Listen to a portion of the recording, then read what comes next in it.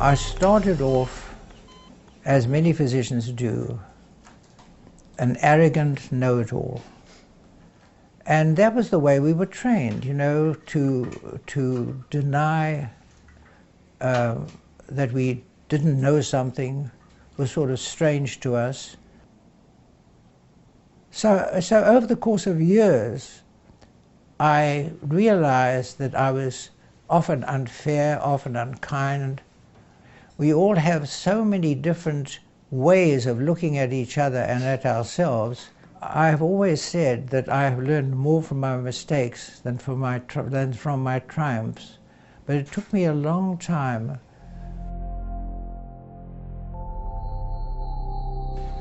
And of course, the patient who was of the greatest significance to me, a patient who came to me with his wife in 1972.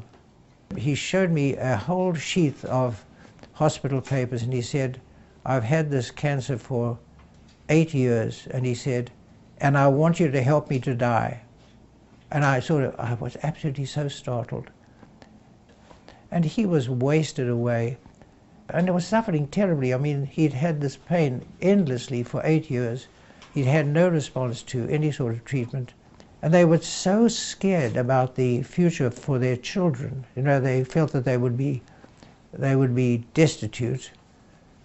And so eventually I decided that I would help him. And I did. I gave him some Nembutal. Fortunately, I had no idea, you know, who could I ask for help? There was nobody I could ask for help. No, there was nothing in the textbooks about this issue. And so I was totally on my own. Oh man, I was terrified. I was so terrified that I would lose my license, that I would lose my career, that my family would suffer terribly.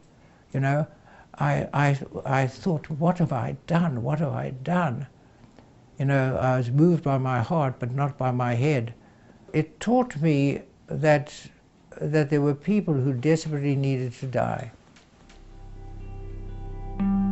There were other experiences that sort of showed me that the medical profession was so inept at care of the terminally ill. I eventually joined the Hemlock Society in 1990 or so.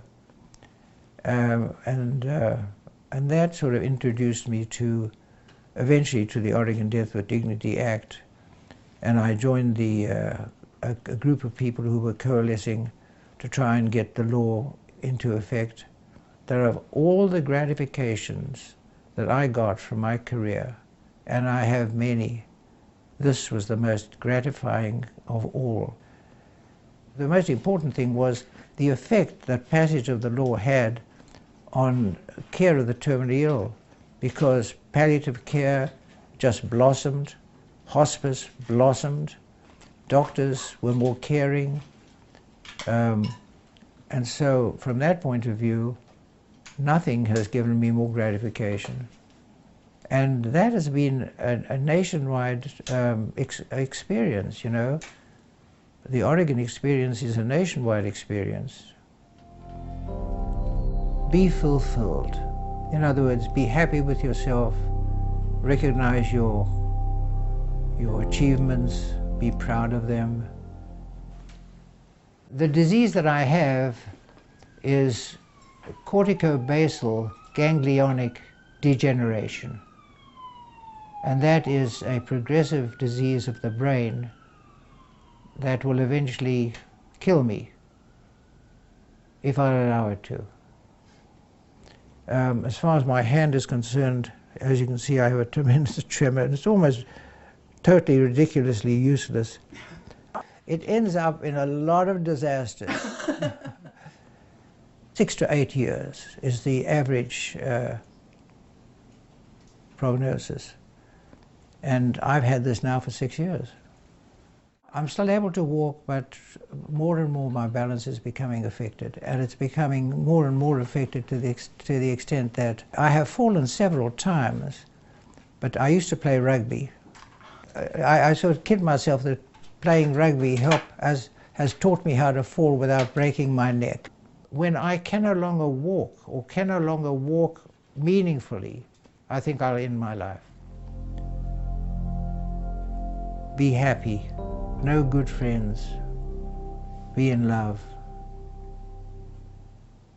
Love means commitment, it means understanding, it means unstinting acceptance of the other person. I'm going to have all four of my children and all four of my in-law children around my bed. First of all, I'm going to turn my bed sideways so that it projects into the room, and then I'm going to take the medication, and then I'm going to die, hopefully fairly quickly.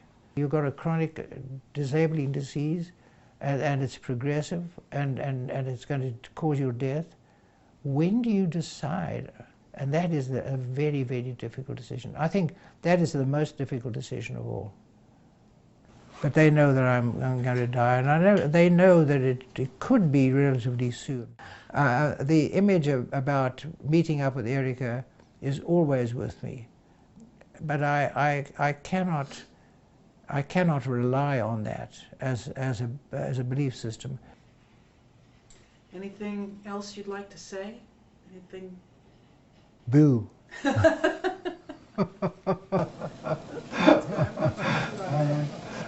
Okay, that's good. I'm going to quote you on that. That's really great. Okay. Such a pleasure to meet you. That's really great. Okay. Such a pleasure to meet you. You too.